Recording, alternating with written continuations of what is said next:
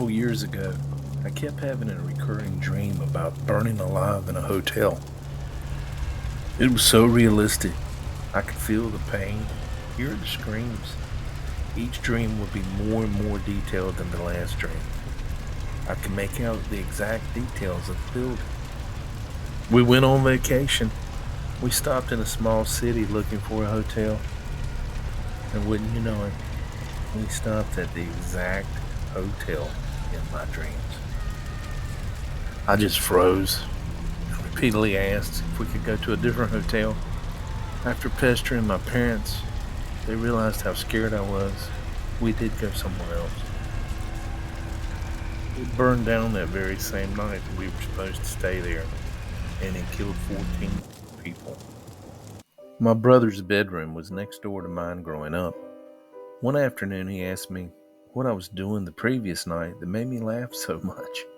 Confused, pressed him for details. About 3 a.m. last night, your laughter woke me up.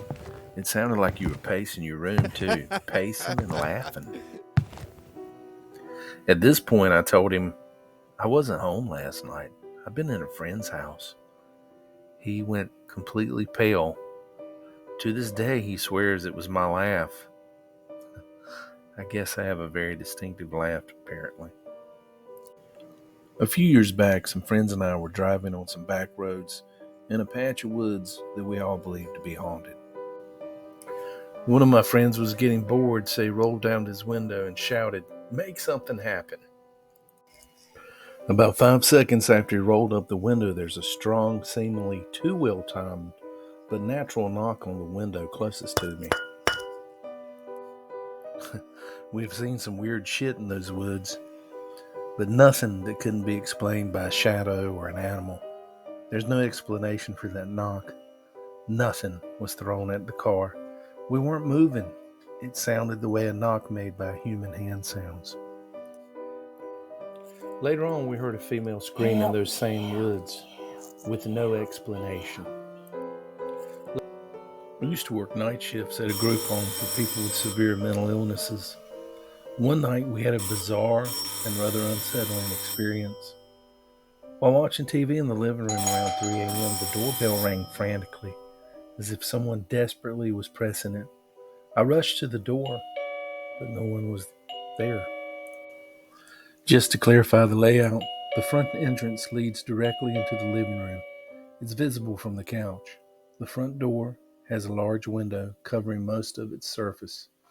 The pathway to the front door is a long corridor with tall brick walls on both sides, making it really difficult to prank someone and get away with it.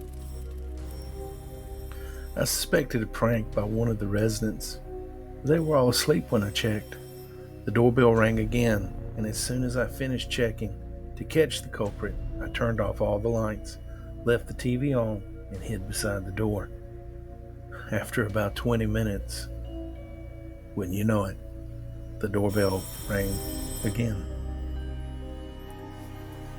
I turned the walkway lights back on, looked outside, and opened the door.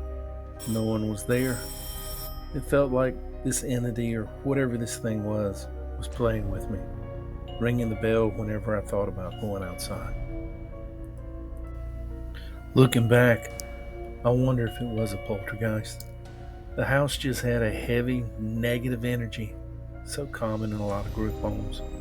Some residents experienced strange phenomena, like objects falling off shelves. Just maybe this was possibly beyond the realm of mental illness. Camping at a friend's family property with a group of friends. They had a huge dingy shop full of old tools and furniture.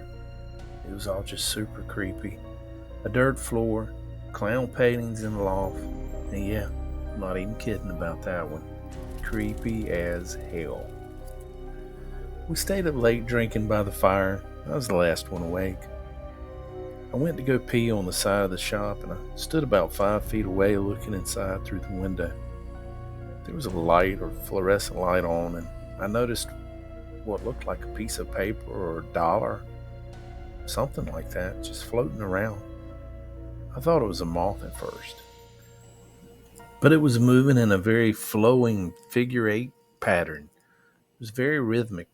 It reminded me of like dangling a carrot. I watched it for maybe 20 seconds. It felt like forever. Then it quickly floated back to the corner of the shop where it was dark. There was also a wood chair near the corner that added to the overall just damn creepiness of it. I mean, it could have been a moth. After all, I'm the last man standing and I've been drinking all night long. I sat back down by the fire to finish my beer and have a smoke. No one else was awake, so I just played on my phone for a bit. I noticed my buddy Mark pop out of his tent to pee, then he went right back in to go to sleep. I decided, hell, sleep sounds pretty good, so I went to my tent and fell fast asleep. The next morning we were having breakfast and Mark said, "I saw you guys sitting by the fire super late. How late did you stay up?" I told him maybe 2 or 3 a.m.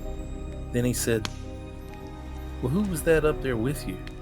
I told him I was the last man standing. And he said, "I got up to pee and saw you on the phone and 2 people standing over your shoulder watching you play on your phone."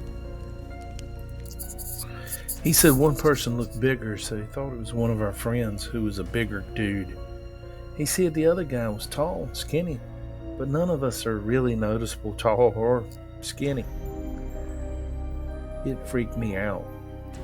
We still camp at this property once a year, but I don't go in the shop.